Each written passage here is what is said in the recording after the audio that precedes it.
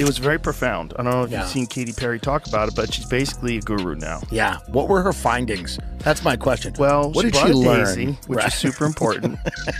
It shows you how quick the flight was. The dead daisy that's like snipped from its life source was still alive or still vibrant. Yeah, and it's always, Shout out Daisy. Wow. Now, so they go up there and they float for like 10 minutes? At least. And then they come down. Let's not minimize this. No, I know. It's a big deal. Let's celebrate female astronauts. And because they were united. We've got to get to Blue Origin because it's over the top. It's over the top what's happened with these women. Okay. Oh my God, you guys, look, we're seeing the moon. Like, guess what? We all see the moon just fine down here. Have you seen the moon rise?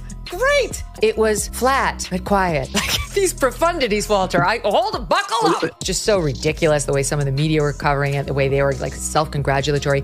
They've gone next level. I had to come back. I mean, we're getting married. If I didn't come back, that would be a bummer for me. 5 women went up into space, right? Jeff Bezos, the man who paid for it all, sent his wife up. Which tells you something about their marriage, doesn't it? I think he was hoping she wouldn't come back. Katy Perry, Gayle King, and Lauren Sanchez blasted off into space in an historic all-female space flight as they rode this huge phallic instrument of Jeff Bezos's into the sky as a blatant Amazon commercial disguised as female empowerment. God, this is so dumb. Well, this voyage lasted 11 minutes. I know some people are gonna disagree with me here, but 11 minutes really isn't that long, and you really can't accomplish that much in 11 minutes. 6 celebrity women, including Gayle King, Katy Perry, and Lauren Sanchez, who is the plastic fiance of Jeff Bezos, took a Blue Origin rocket into space on a trip that lasted from takeoff to touchdown less than 12 minutes in total. Katy Perry, in other words, had certainly set the bar high for herself. She was so insufferably stupid and ditzy before the flight that everybody wondered if she could come up with anything even dumber when she landed. I have no doubt that it was a cool experience. It was not historic or significant in any way, but it was still, I'm sure, cool. More than cool, it must have been profound and quite moving. It's a shame then that it was wasted on a woman with the wisdom and intellectual depth of a newborn poodle. Now we have to witness, who is it, Katy Perry? I didn't even know she was still relevant. Absolutely insane. I don't know if it's just woman cringe, Hollywood cringe, or elitist billionaire privilege cringe, but it's absolutely insane. Katy Perry went up to the space yesterday and she spent no more than 4 minutes of intense pleasure up there. Came back and talked about how much in love she was with it, how amazing it all was. And she's talking as if she's Neil Armstrong or Buzz Aldrin, you know, landing on the moon, first people planting a flag. She was in space for 4 minutes. She's got longer songs than that. Has shot a bunch of women tourists who are totally unqualified to be astronauts in a remotely controlled spaceship for 10 minutes into orbit. How insufferable all the aboard? How much do we not want this rocket to return to Earth? Is this the most out-of-touch space mission in history? Because when Katy Perry, Gayle King, and a few other celebrity names boarded a rocket for an 11-minute trip to the edge of space, they didn't just float around and take a few selfies. They declared it life-changing, transformational, historic, a leap for womankind. But here's the thing. The internet? Yeah, it wasn't buying it. What was sold to the public as a profound moment for female empowerment quickly spiraled into a viral punchline. Joe Rogan tore it apart on his podcast. And there has been, that's the other thing, there has been female astronauts. Let's not minimize this. Let's not minimize this. Amy Schumer joked she got added to the mission from a subway ride. Even Martha Stewart got in on the roasting. And while the women on board were busy gazing down at Earth and clutching flowers to their hearts back on the ground, people were clutching their sides from laughing too hard. And it's women who are behind the scenes at NASA and contributed to the space program. Okay, that I get. What did these women do? Like, honestly, one is sleeping with a billionaire who created this program and is jetting people, to outer space for like 10 minutes, for as long as like your average YouTube video takes. Now, don't get it twisted. Space travel is incredible. It's the stuff of dreams, danger, and discovery. But this wasn't that. This was a designer-dressed, PR-heavy, billionaire-funded photo op that lasted less time than a Netflix episode. And somehow they expected people to applaud it like a moon landing. So how did a celebrity space journey meant to inspire women become one of the most roasted events of the year? Let's start at the launch pad. The Blue Origin spaceflight was supposed to be a celebration, a triumph, triumph. A headline-grabbing first, an all-women crew headed to the edge of space. Katy Perry, Gayle King, Lauren Sanchez, big names, big moment. At least, that's how it was framed. From the start, the media campaign pushed this as a symbolic breakthrough. It was about courage, unity, healing, and of course, representation. These women weren't just going to space. They were making space for other women, inspiring girls to believe in themselves, reminding the world that anything is possible. But when you dig past the hashtags and carefully curated sound bites, what actually happened? A remote-controlled rocket lifted them about 60 miles into the sky. They experienced weightlessness for a few minutes, took some pictures, sang a song, then the capsule gently parachuted back to Earth. Total time, 11 minutes. Katy Perry kissed the ground when she landed. Gayle King fought back tears, describing the emotional gravity of it all. Lauren Sanchez held a daisy and spoke about love for Mother Earth and her daughter. They described it as a spiritual awakening, a journey that would change them forever. And yet, to many viewers, it looked less like a bold step for humanity and more like a billionaire theme park ride. And they came back and they're like, everything's changed. Is it? Okay. They had nothing to do with any of the engineering. They're just looking for famous faces who could draw attention to Jeff Bezos' weird little rocket. Social media exploded within hours. Memes, reaction clips, satirical edits. Some praised the symbolism, sure, but far more people rolled their eyes. And it wasn't just the usual critics. Even fans started questioning the tone-deaf energy of it all. After all, this wasn't a NASA mission. These weren't trained astronauts risking their lives for science. This was a group of celebrities handed a golden ticket to space thanks to their proximity to Jeff Bezos. The launch was wrapped in empowerment, but to a lot of people, it felt like a marketing stunt with a side of self-importance. And the moment Katy Perry described her cosmic revelation, the internet locked in. Something was off. This wasn't inspirational. It was performative, and in some cases, downright cringe. But that was just the beginning, because the real storm started when Joe Rogan and other celebrities jumped in, and they weren't holding back. And what happened next would turn this whole historic moment into headline-worthy chaos.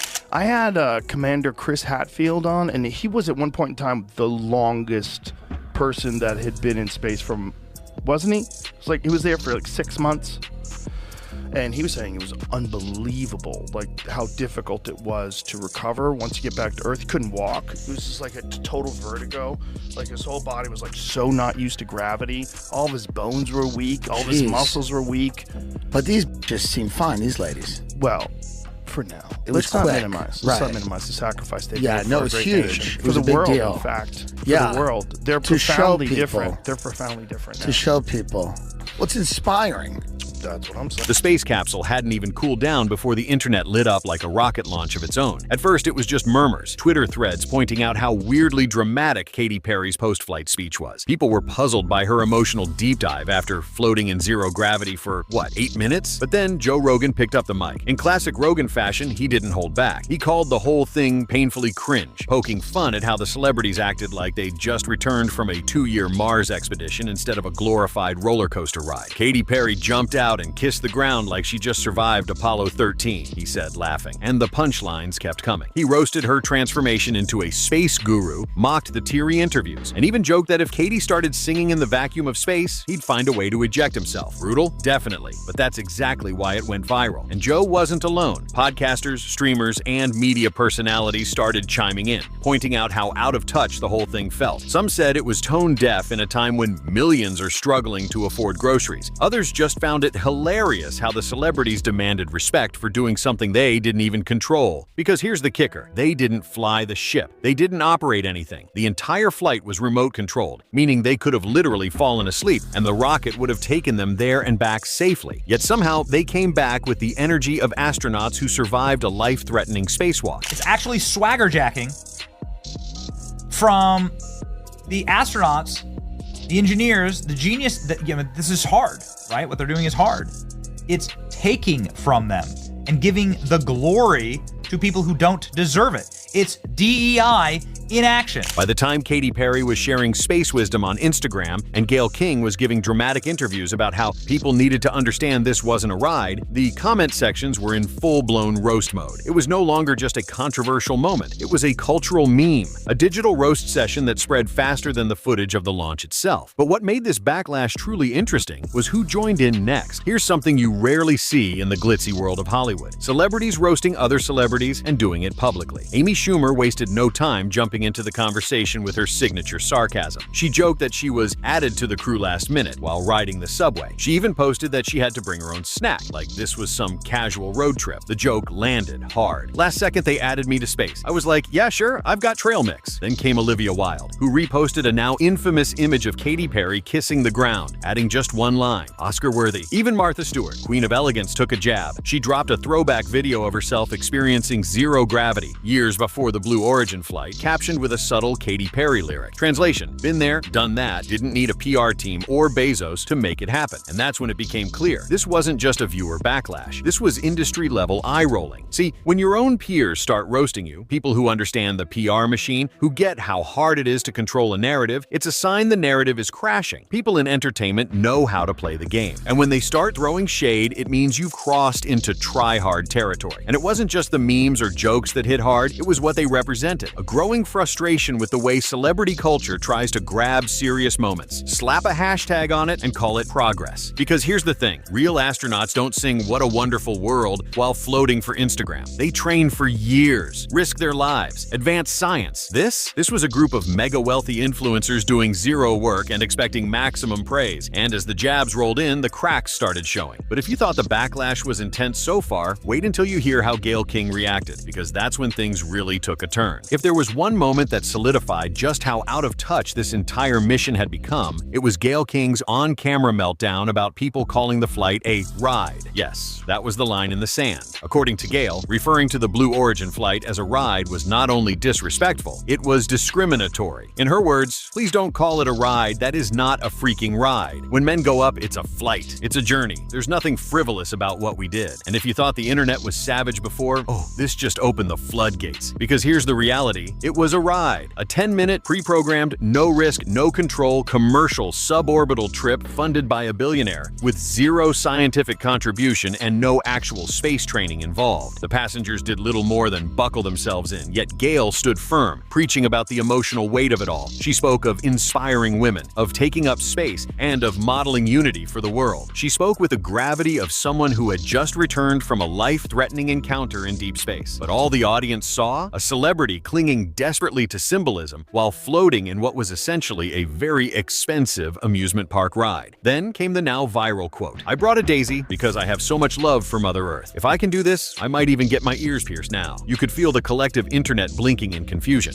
It was the kind of statement that made you wonder, was this a parody? A sketch? Were they in on the joke? Unfortunately, they weren't, and that's exactly why it spiraled. Gayle didn't just double down, she dug in deeper, posting emotional clips, dramatic reflections, and a laundry list of how her 10-minute trip changed her forever. The backlash, already simmering, boiled over. Comment sections filled with people calling it embarrassing, tone-deaf, performative. Some called it narcissism in orbit. Others said it belittled the efforts of real female pioneers, women who actually worked, trained, and sacrificed for space exploration. But the moment that really tipped the scale, Gayle claimed this mission made history. And that's when people really started asking, did it? Let's talk facts. In space travel, titles mean something. An astronaut is someone who goes through brutal training, dangerous launches, disorienting re-entry, and often contributes something meaningful to science or exploration. So when the media started throwing around terms like female astronauts and space pioneers, people were confused and frankly, a little insulted, because none of the passengers on this Blue Origin trip, not one, had any real responsibilities. They didn't train to operate the capsule. They didn't conduct experiments. They didn't even touch a control panel. The whole thing was piloted remotely. It was a smooth, curated experience, a rich person thrill ride with plush seats and custom-designed flight suits by Oscar de la Renta. It was less the right stuff and more Real Housewives go to space, but you wouldn't know that from the way they talked about it. We made space for women. We're changing what space means. This is the future of exploration. It all sounded profound until you realized the barrier they broke was basically being invited. And while they floated and posed for photos and reflected on the quiet beauty of Earth, real astronauts were out there, on space stations, in simulators, preparing for missions that might actually push science forward. Meanwhile, this crew was being hailed as trailblazers for taking selfies. Even the public reaction turned from amusement to frustration. People started asking, what message does this actually send? That being friends with a billionaire is the new requirement for making history? That you can spend a fortune on a joyride and suddenly be called a pioneer?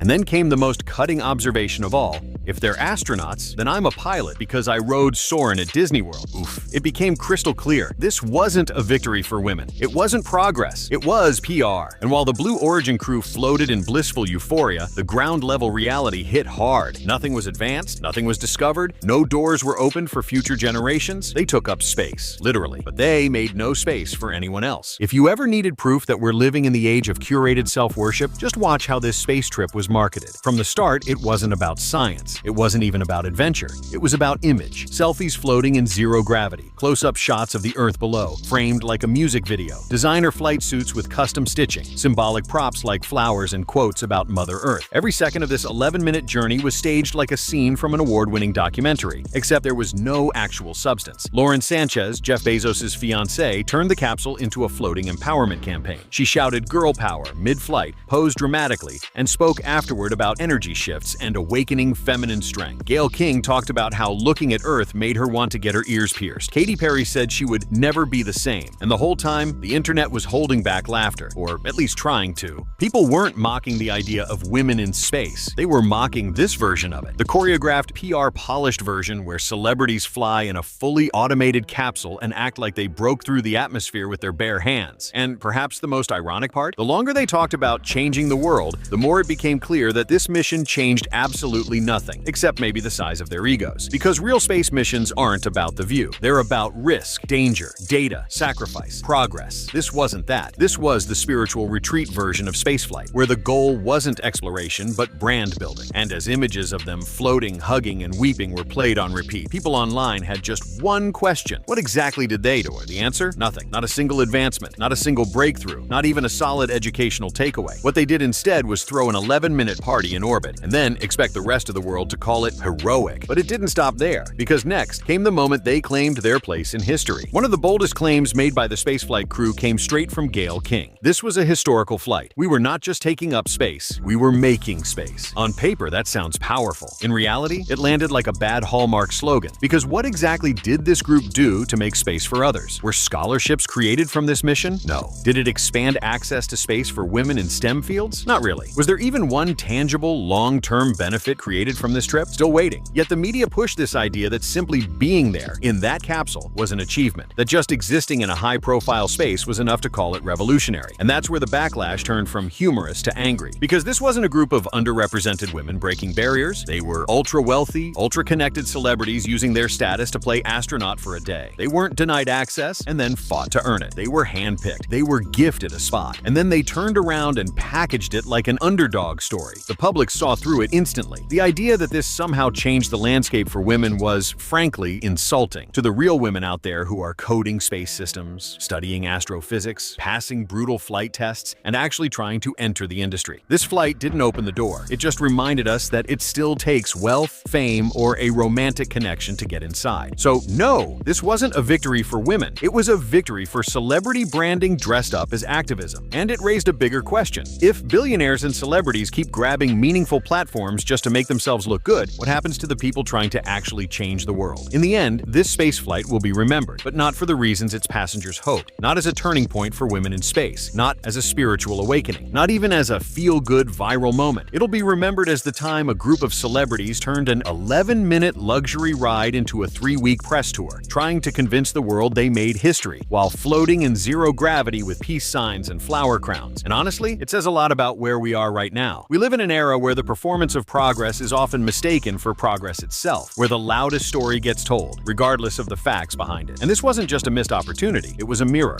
reflecting how quick we are to elevate empty symbolism over actual substance, and how fast the public is catching on. So next time someone tells you they're breaking barriers from inside a billion-dollar capsule, ask them what they actually did, because if this was a leap for womankind, it might have been straight into the influencer economy of space, and that's a whole new kind of orbit.